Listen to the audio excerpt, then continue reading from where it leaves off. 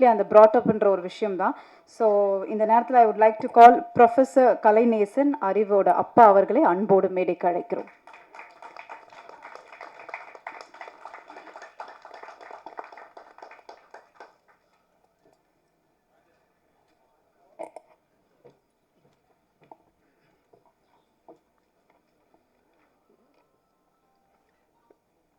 அனைவருக்கும் என்னுடைய வணக்கத்தினை தெரிவித்துக் கொள்கிறேன்.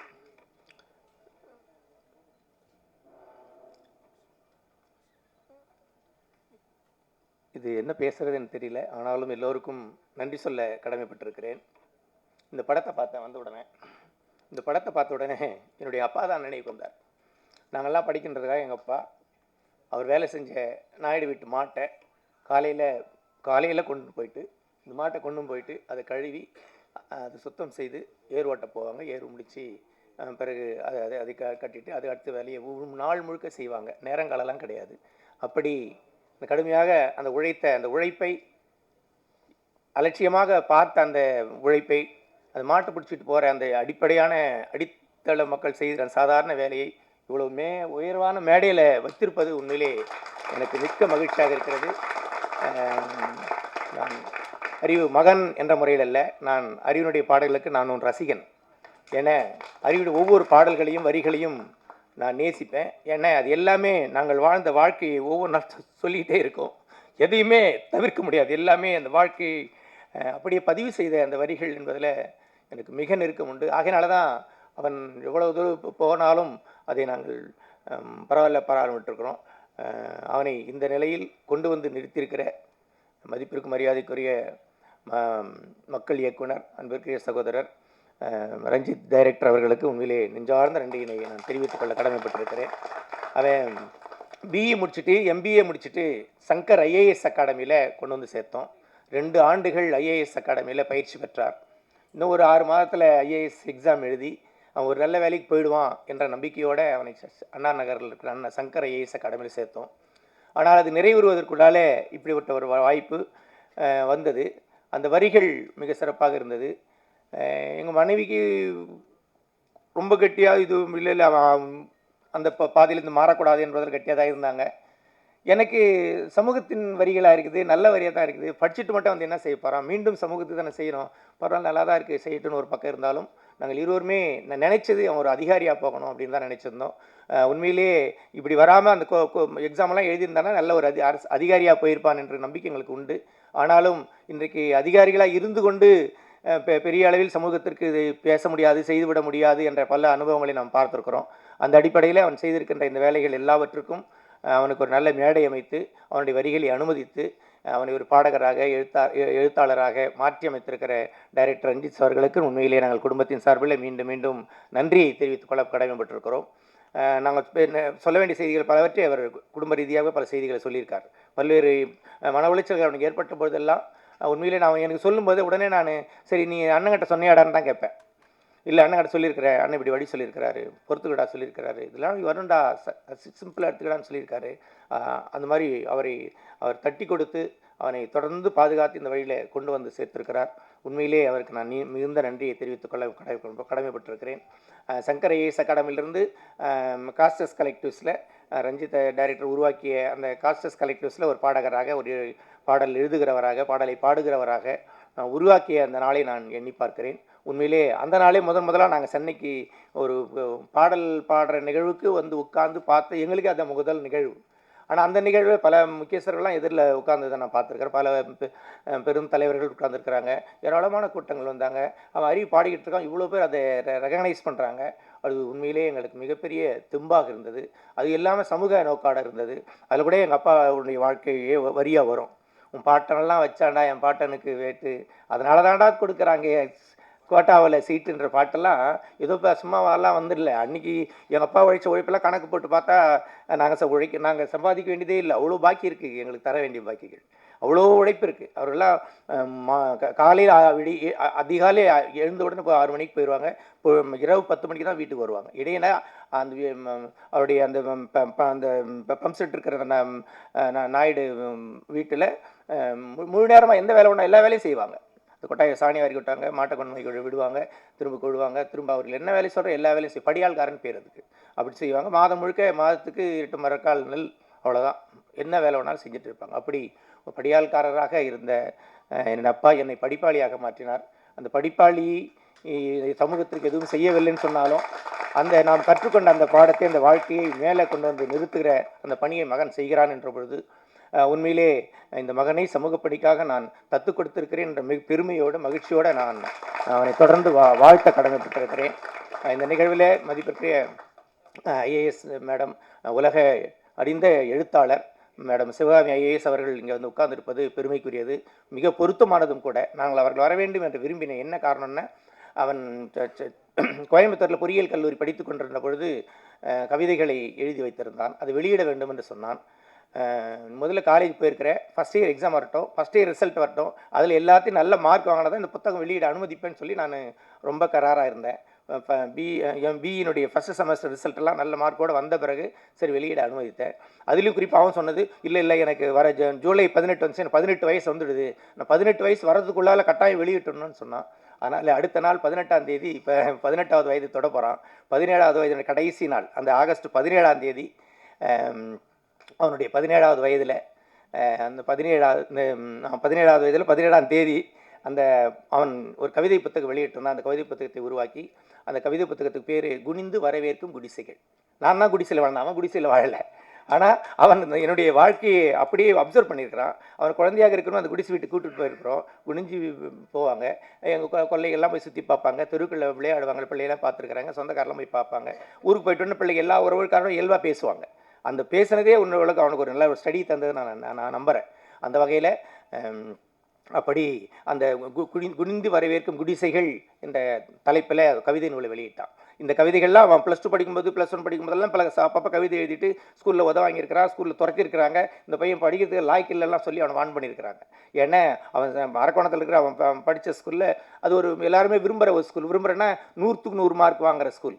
மார்க்கில் மட்டும்தான் கவனம் செலுத்துவாங்க. தேர்வு, மதிப்பெண், ஃபஸ்ட் மார்க், இது மட்டும்தான் அந்த பள்ளியோட நோக்கம். எல்லா பெற்றோர்களும் விழுந்தடிச்சு நல்லா தான் சேர்ப்பாங்க. நாங்களும் 2 பேரும் ஆசிரியர்ன்றதுனால நாங்களும் அதில் விரும்பி சேர்த்தோம். ஆனால் இவனுடைய மனநிலை அப்படி முழுமையாக கல்வியில் மட்டும் இல்லாமல் இப்படி சமூக சிந்தனையோடு ஓடிக்கொண்டிருப்பதை என்னால் புரிந்து கொள்ள முடியல. அந்த பள்ளியிலையும் ஒரே முறை இது மாதிரி இலக்கிய கூட்டம் போட்டுட்டு மாணவர்கள் பேச சொல்லியிருக்காங்க, இவனையும் பேச வச்சுருக்காங்க. இவன் சுயமாக அவங்க ஆசிரியர்கள், அவங்க பள்ளி வளாகம் இதெல்லாம் பார்த்து, கணக்கு வாத்தியாரை பார்த்து, சயின்ஸ் வாத்தியாரை பார்த்து, அவர்கள் எல்லாரும் பாராட்டி அருமையாக ஒரு கவிதை எழுதி மேடையில் வாசித்துட்டான். அதுதான் அவனுக்கு மிகப்பெரிய தண்டனையை வாங்கி தந்தது. இந்த பையன் உருப்பட மாட்டான் இதுக்கப்புறம், இந்த பையன் பரீட்சையில் 100க்கு 100 மார்க் வாங்குற பையன் இல்லை, இவன் பின்னால் போயிட்டான்னு சொல்லி ரொம்ப வான் பண்ணாங்க. ஆனாலும் அழுதியும் சொல்லுவாங்களே, அப்படி ஒரு அழுகையோடு அந்த பள்ளி விட்டு வெளியே வந்தான். வந்த பிறகு அந்த கவிதையை சேர்த்து வச்சுக்கிட்டே கோயம்புத்தூர் ஹாஸ்டல் இருக்கும்போது எல்லாம் கூட சேர்த்து வச்சுக்கிட்டு இது புத்தகமாக்கன்னு சொன்னான். உண்மையிலேயே அந்த புத்தகம் அவனுக்கு வெளியிட்டோம். இதை நான் விளவரமாக சொல்லுவதுக்கு என்ன காரணம்னா, அன்னைக்கு மேடம் சிவகாமி ஐஏஎஸ் அவர்கள் வேலைவாய்ப்புத்துறை கமிஷனராக இருக்கும் பொழுது அந்த புத்தகத்தை அவர்கள் வெளியிட்டு அவனை வாழ்த்தினார்கள். ஏன் இன்னைக்கு இப்போ 17 வயசில் அவனுடைய எழுதின புத்தகத்தை பக்கம் படிச்சுட்டு உலகம் முழுக்க இவனுடைய எழுத்துக்கள் போகணும்னு அன்றைக்கி மேடம் சொன்னாங்க. இன்றைக்கு உலகம் முழுக்கும் போன பிறகு அவன் மேடம் வாழ்த்த வேண்டும் என்பது தான் என்னுடைய விருப்பம். அந்த வகையில் மேடம் எவ்வளோ பிஸினாலும் ரொம்ப நாள் நம்மளை நேற்று சாயந்தரம் தான் மேடத்தை தொடர்பு கொண்டு பேசி உடனடியாக அவர்களுக்கு பங்கேற்றது எனக்கு உண்மையிலே ரொம்ப மகிழ்ச்சியாக இருக்குது. ஏன்னா அந்த காலத்திலேருந்து பார்த்துருக்குறாங்க. அந்த வரிகளை அன்றைக்கி வாழ்த்தினார்கள். உலகம் முழுக்கும் சிறப்படைய வேண்டும் என்று அவர்கள் சொன்ன அந்த வார்த்தை அவனை எப்படி பாதுகாத்திருக்கிறது என்று நான் நம்புகிறேன். அந்த வகையில் அவனுடைய வளர்ச்சியில் பங்கேற்றிருக்கிற உங்கள் யாவருக்கும் கூட என்னுடைய வாழ்த்துதலை தெரிவித்துக் கொள்கிறேன். மிக சிறப்பாக வந்திருக்கிற அவனுக்கு அண்ணன்னா என்னுடைய மூத்த மகன் யுவான் அவர்கள் வந்திருப்பது, அந்தோணிதாஸ் பாடகர் அவர்கள் வந்திருப்பது, இந்த இசை தொடர்கள் வந்திருப்பது, எல்லாருக்கும் என்னுடைய பாராட்டுகள். அன்பிற்குரிய மகள் கல்பனாவை நான் அதிகமாகவே பாராட்டி ஆக வேண்டும். உண்மையிலே அவன் கலங்குகின்ற பொழுதெல்லாம் வார்த்தையாலும் பல்வேறு தளங்களில் அவனை பாதுகாப்பதில் அவர்கள் முனைந்து பங்கேற்று அவனுக்கு பெரிய உதவிகளை செய்து ஒரு என்னது உடுக்கை இழந்தவன் கைபோல் அங்கே இடுக்கண் களைவதாம் நட்பு என்று திருவள்ளுவர் சொன்ன மாதிரி எப்பெல்லாம் உதவி தேவை அந்த மாதிரி நேரங்களில் உதவுகின்ற ஒரு நல்ல நண்பராக இருப்பதில் நான் மகிழ்ச்சி அடைகிறேன். அவர்களை பாராட்டுகிறேன். அவர் மட்டுமல்ல, எப்போவுமே இருக்கிற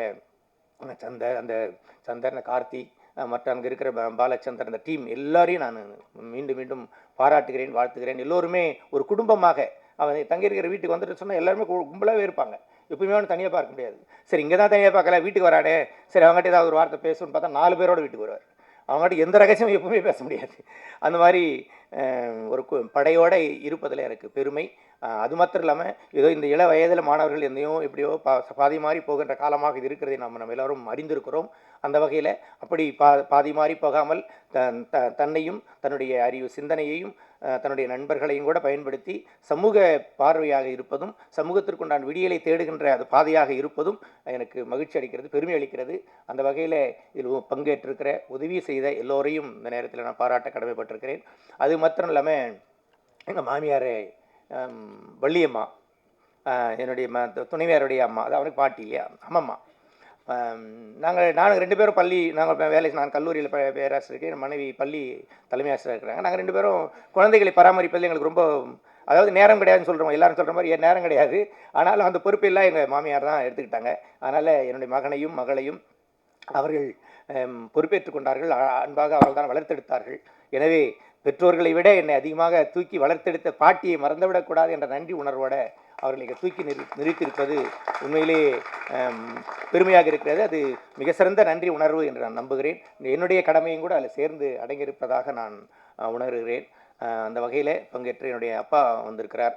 அவர்கள் எல்லாம் கடுமையாக உழைப்பை செலுத்தியவர்கள். தான் பட்ட கஷ்டம் பிள்ளைகள் படக்கூடாது என்று சொல்லிட்டு வழக்கமாக சொல்லுவாங்கள்ல, அது நேரடியாக என்னை ஆளாக்கியதில் பெற்றோர்கள் அப்படி அர்ப்பணிப்பாக இந்த வேலையை செய்திருக்கிறார்கள். அவர்கள் உருவாக்கியிருக்கிறார்கள், நன்றி சொல்லுகிறேன். குறிப்பாக என்னுடைய தம்பி வந்திருக்கிறார், ஆலன் வந்திருக்கிறார், தம்பி மனைவி செய்யா வந்திருக்கிறாங்க. அவர்கள் எல்லாமே நான் குடும்பமாக, தனித்தனி குடும்பமாக இல்லாமல் எல்லோரும் குடும்பமாக ஒரே சிந்தனையாக பிறருக்கு உதவுவதும் சமூக பணி ஆற்றுவதும் தான் எங்களுடைய குடும்ப நெறியாக நாங்கள் வாழ்ந்து வரும். அதனால் நாங்கள் மகிழ்ச்சியாக இருக்கிறோம். என்னுடைய தங்கை வந்திருக்கு, லைலா வந்திருக்கிறது. ஒரு பாட்டில் எங்கள் தங்கி கூட வச்சு ஆட வச்சுருக்கிறான். அப்படிலாம் அதெல்லாம் அப்படி ஒரு பதிவு இருக்குது இல்லை, அது ஒரு நன்மை தானே என்றைக்காக இருந்தாலும். அது மாதிரி என்னுடைய மகள் டாக்டர் கனிமொழி வந்திருக்கு. என்னுடைய மருமகன் வந்திருக்கார், டாக்டர் சிவராஜ், 2 பேரும் வந்திருக்கிறாங்க. உண்மையிலே அவர்கள் எல்லோரும் அவனுடைய பாடல்களை உற்சாகப்படுத்துவர்களாக, மேலும் வரிகளை மேம்படுத்துவதற்கு உதவுகின்றவர்களாக தொடர்ந்து இருப்பது மிகப்பெரிய மகிழ்ச்சி.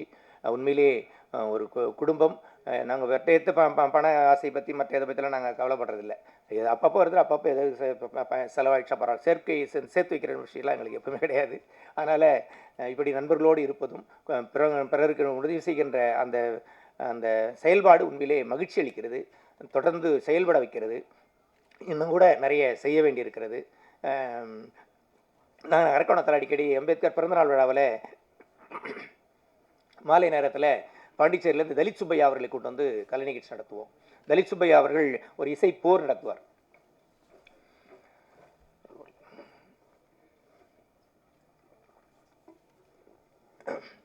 அவருடைய பாடல்களுக்கு அவர் இசை போர் என்று சொல்லுவார் தலித் சுப்பையா. அந்த தலித் சுப்பையா, நான் வந்து அந்த பகுதியில் இருக்கிற ஒரு எம்ப்ளாயின்றதுனால நாங்கள்லாம் சேர்ந்து அந்த நிகழ்ச்சி நடத்துவோம். நான் ஒரு ஆர்கனைஸ்ன்றதுனால என் பையன் வீட்டில் இருக்கிற சும்மா கையில் அவனுக்கு கூட்டுவோம், வாடா போகலான்னு கூட்டுவோம், அவ்வளோதான். நான் நிகழ்ச்சியில் ரொம்ப பிஸியாக இருப்பேன், நடத்திக்கிட்டு இருப்போம். அவன் எதிரில் உட்காந்துருப்பான், அவ்வளோதான். அவனை உட்கார வச்சுட்டு நாங்கள் வேலையை செஞ்சுட்டு இருப்போம். அப்படி தலித் சுப்பையாவின் பாடலை தூரம் இருந்து வேடிக்கை பார்த்தான் என்பது எனக்கு தெரியும். ஆனால் அது இவ்வளோ உள்வாங்கி இருக்கிறான் என்பதெல்லாம் அவனுடைய படைப்புகள் வந்த பிறகு தான் நான் உணர்கிறேன். அப்படி பிள்ளைகளை இந்த மாதிரி வேலைகள்லாம் கூட்டு போகும்போது பிள்ளைகள் நாம் கற்றுக் கொடுக்காமல் இயல்பாக சமூகத்தை கற்றுக்கொள்கிறார்கள். மணிமேகலை வந்திருக்காங்கன்னு நினைக்கிறேன். அதான் மணிமேகலை தலித் சுப்பையாவுடைய பாடல்கள் எப்பவுமே அந்த மேடைகளில் அவர்கள் பாடும்பொழுது எதிரில் உட்காந்து கேட்டுக்கிட்டு இருப்பான். கடைசியாக இவன் புத்தக வெளியீட்டுக்கு முன்னால் தலித் சுப்பையா அவர்கள் ஒரு புத்தகத்தை கொண்டு வந்து இதை அந்த தம்பிக்கு கொடுக்கணும்னு சொன்னார். அவன் என் மகன் தெரியாது அவருக்கு. ஏன்னா அந்த போய் ஏதோ கூப்பிட்டு ஒரு பாட வச்சாங்க, பாடனா அந்த பையனுக்கு கொடுக்கணும்னு சொன்னார். அப்படிங்களையா, அது மகிழ்ச்சிங்கன்னு சொல்லி நாங்கள் ஆர்கனைசர்ன்ற முறையில் சரிங்க ஐயா வாங்கய்யா கொடுங்கன்னு சொல்லி அவர் அது வாழ்த்து எழுதி கொடுத்தாரு. கொடுக்கும்போது தான் சொன்னேன், என் பையன் தான் ஏன் அப்படியாங்க ஐயா, ரொம்ப சந்தோஷப்பட்டார். அப்படி தலித் சுப்பையா அவர்கள் பாடலை நேரில் கேட்டிருக்கிறான், அந்த கருத்துக்களை உள்வாங்கியிருக்கிறான். அவருடைய எளிமை அவனுக்கு ரொம்ப பிடிக்கும், எங்களுக்கெல்லாம் அவருடைய எளிமை பிடிக்கும். நாங்கள் 2000 ரூபாய்க்கு வேணாம் இது பஸ் ஆச்சு, இது போதும், அதான் போதும்ட்டு வேணான்னு போயிட்டே இருப்பார். அது மாதிரி ஒரு எளிமையான கலைஞர், ஆனால் கருத்தாழம் மிக்கவர். மிக எளிமையாக எல்லாவற்றையும் சாடுவார், குறைகளை சாடுவார், சரியான செய்திகளை முன்வைப்பார். அதே மாதிரி இப்போ பாடிக்கிட்டே நடந்துக்கிட்டே அப்படி எல்லாரும் கவனிக்கிற மாதிரி அந்த நிகழ்வு இருக்கும் அவருடைய பாடல்கள். அந்த மாதிரி அதே நிகழ்வில் கடந்த ஆண்டு தலித் சுப்பையா அவர்கள் இப்பொழுது இல்லை. ஆனாலும் கடந்த ஆண்டு ஏப்ரல் 13 இந்த நிகழ்வு நடக்கும்போது எல்லாரும் சொன்னாங்க அறிவு வந்து பாடணும்னு சொன்னாங்க. அறிவு வந்து பாடி அதை செய்தி பண்ணி அதை தலித் சுப்பையா ஸ்டைல்லையே எல்லா பாடல்களையும் பாடி அவருடைய பாடல்களை பாடியது மட்டுமல்லாமல் அவருடைய நடை தலித் சுவை இல்லை என்ற குறையே இல்லை, அறிவு தீர்த்துட்டா என்று சொன்னாங்க. அது உண்மையிலேயே எங்களுக்கு ரொம்ப பெருமையாக இருந்தது. அந்த அளவுக்கு அது எங்களுக்கு பயனளித்தது என்று நான் நம்புகிறேன். அந்த வகையில் பல்வேறு இலக்கிய கூட்டங்கள், எது கூட்டங்கள் நடந்தாலும் எல்லாத்தையும் அழைச்சிட்டு போவோம். மேடம் சிவகாமி ஐஏஎஸ் அவர்கள் அதிகாரத்தில் இருக்கும்போதும் கூட, இப்போ உங்களுக்கு அதிகாரம் உண்டு, அரசு பணியில் இருக்கும்போதும் கூட பல்வேறு சமூக பணிகளை செய்யும் போதெல்லாம், எல்லா கிராமங்களுக்கெல்லாம் போகும்போதெல்லாம் நான் போவேன், என் மனைவி வருவாங்க, பிள்ளைகள் எவ்வளோ வாய்ப்பாக வருவாங்க. நம்ம இப்போ போயிட்டு பிறகு தேன்மொழி பேச நாங்கள் சொல்லுவோம், அவங்க தேன்மொழி மைக்கு வச்சு பேசுவாங்க, பிள்ளைகள் எல்லோரும் வருவாங்க. அதனால் அப்படி அவர்களோட இணைந்ததுனால சமூக பணியை தொடர்ந்து செய்வதற்கு, அதில் இன்னும் பிசகாமல் நிலைத்து நிற்பதற்கு சிவகாமி மேடம் அவருடைய சமூக பணியின் வழிகாட்டுதல் எங்கள் குடும்பத்திற்கு மிகப்பெரிய பிரயோஜனமாக வழிகாட்டுதலாக இருக்கிறது. அவரோடு இணைந்து நிகழ்வில் பங்கேற்றிருக்கிற மணிமேகலை வந்திருக்காங்க, பாக்கியலட்சுமி வந்திருக்காங்க, துளசி பாக்கியலட்சுமி வந்திருக்காங்க, நிர்மலா மேடம் வந்திருக்காங்க. அவங்க எல்லாரும் கூட இந்த நேரத்தில் நான் நன்றி சொல்ல கடமைப்பட்டிருக்கிறேன். என்னுடைய துணைவியார் அவர்கள் பேச சொன்னால் இன்னும் ரொம்ப நேரம் பேசுகிறார், அவ்வளோ நேரம் காத்திருக்க முடியாது நம்ம மேலே இல்லை. அதனால் அவங்க சார்பாக நான் பேசியதை கருதுகிறேன். அவர்களுக்கு அவங்க பாட்டு ரொம்ப பிடிக்கும், ஆனாலும் இந்த பையன் ஆஃபீஸர் ஆகலையே என்ற குறை இருக்கும். பாட்டு ரொம்ப அவனை என்னது வாழ்த்துவாங்க, அதுக்கப்புறமும் இவன் இப்படி போயிடுறானேன்னு நினைப்பாங்க. ஆனாலும் சமூக அந்த வார்த்தைகள் நல்ல வார்த்தைகளாக இருப்பதனால தான் எங்களுக்கு திருப்தி இருக்கிறது. அது சமூகத்திற்கு பயன்படட்டும், சமூகம் மேம்பட இணைந்து எல்லோரும் பாராட்டுகள். ஏராளமான இளைஞர்கள் இந்த சிந்தனையிலேயே கூடி நிற்பது என்பதே பெரிய விஷயம். அந்த வகையிலே இந்த கூடி நிற்கிற அனைத்து சமூக சிந்தனை உள்ள இளைஞர்கள் யாவருக்கும் கூட இந்த நேரத்தில் என்னோட பாராட்டுதலை வாழ்த்துதலையும் தெரிவித்துக் கொள்கிறேன். அனைவருக்கும் நன்றி. Thank you sir, thank you. ஸோ சொன்ன மாதிரி தான் எல்லா ஸ்ட்ரகிளுக்கு பின்னாடி கண்டிப்பாக ஒரு வெற்றி இருக்கும். அது